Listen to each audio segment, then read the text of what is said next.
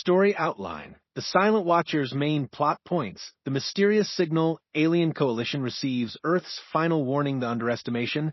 Galactic powers dismiss humanity as weak the test attack. Small alien force attacks human outpost the revelation. Humans demonstrate hidden technological superiority the counterstrike. Earth launches devastating response the new reality. Galaxy realizes humanity's true power the choice. Aliens must decide. Peace or total war, the Silent Watchers. Commander Zephyx of the Stellar Alliance stared at the transmission with 3 of his 4 eyes. The 4th eye remained fixed on the tactical display, showing their vast armada approaching the small blue planet called Earth. "This cannot be serious," growled General Kratos, his insectoid mandibles clicking in disbelief. "These mammals dare threaten the combined might of 12 star systems?" The human message was simple and chilling. This is Earth's final warning. Any hostile action against human territories will result in complete elimination of the attacking force. We have observed your approach. Turn back now or face annihilation. Fleet Admiral Nexus, a being of pure energy contained within a crystalline shell, pulsed with amusement. 12,000 ships against one primitive world. Their arrogance will be their downfall. The Alliance had been expanding through this galaxy arm for 3 centuries, absorbing or destroying any species that refused to join their empire. Intelligence reports showed humans had only achieved faster-than-light travel 50 years ago.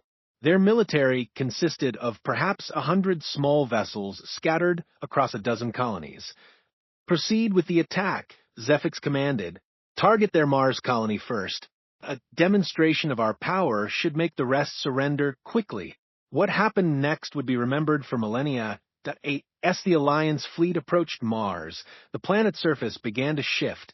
What appeared to be red rock and dust revealed itself as sophisticated camouflage.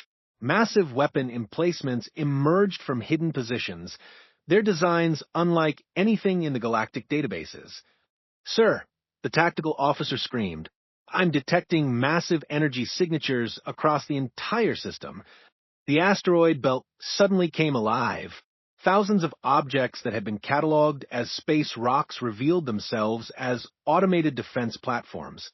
Each one bristled with weapons that began charging with power levels that defied physics. But the true shock came when Earth's moon opened. The entire lunar surface split along invisible seams, revealing a hollow interior packed with the most advanced military technology the galaxy had ever seen. Weapon systems that bent space-time itself, shields that could deflect Starkiller missiles, and communication arrays that could coordinate attacks across light years instantly. "Impossible," Zephyx whispered. "How long have they been preparing?" The answer came from an unexpected source. A human voice, calm and measured, spoke across all communication channels in perfect galactic standard. "I am Admiral Sarah Chun of the Terran Defense Force. You have ignored our warning. We gave you one chance for peace. You chose violence." The human counterattack was devastating and precise. Ships that had seemed impossible to detect emerged from hyperspace, their hulls incorporating technology from dozens of different species. The humans had been trading partners with many civilizations for decades, carefully studying and improving upon every piece of technology they encountered. Where alien species had spent thousands of years perfecting individual technologies, humans had taken the best from everyone and combined them into something entirely new and terrifying. Zephyx watched his magnificent fleet being systematically dismantled. Human weapons didn't just destroy ships, they unmade them at the molecular level. Their tactics were unpredictable, combining strategies from every military doctrine in the galaxy. "Fall back," he ordered, but it was too late. In less than 4 hours, the Alliance's Grand Armada was reduced to scattered survivors fleeing in terror. Of 12,000 ships, fewer than 200 escaped. Admiral Chen's voice followed them into hyperspace. "Return to your worlds. Tell them what you have seen. Humanity has watched you conquer and destroy for centuries. We have learned from your mistakes and your successes. We chose to remain hidden to let you believe we were weak." The surviving ships limped back to Alliance base, carrying news that would shake the galaxy.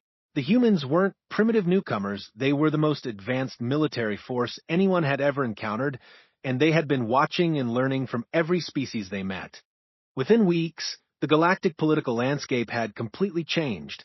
Species that had been enemies for millennia suddenly found themselves united in their fear of human retaliation. Trade agreements were hastily rewritten.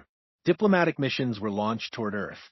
But the humans had learned something else from their galactic neighbors' patience. They waited, they watched, and they prepared for whatever came next. On Earth, Admiral Chun stood in the command center, surrounded by technology that represented the combined knowledge of 100 alien civilizations, all improved upon by human ingenuity and determination. "Ma'am," her aide asked quietly, "what are your orders?" Chun looked at the holographic display, showing the galaxy's new political alliances forming in response to humanity's demonstration of power. Species that had waged war for millennia were suddenly talking peace, united only by their shared terror of human capabilities. "We wait," she said simply. "We've shown them what happens when they choose violence. Now let's see if they're wise enough to choose peace." The galaxy had learned a hard lesson. Never underestimate a species that watches, learns, and prepares in silence. Humanity had been the silent watchers for decades, and now they were the galaxy's newest superpower. The age of human expansion could begin whenever they chose. The question was whether the galaxy would welcome them as partners or force them to become conquerors. The choice, as always, belonged to those who had power. And now, that power rested firmly in human hands.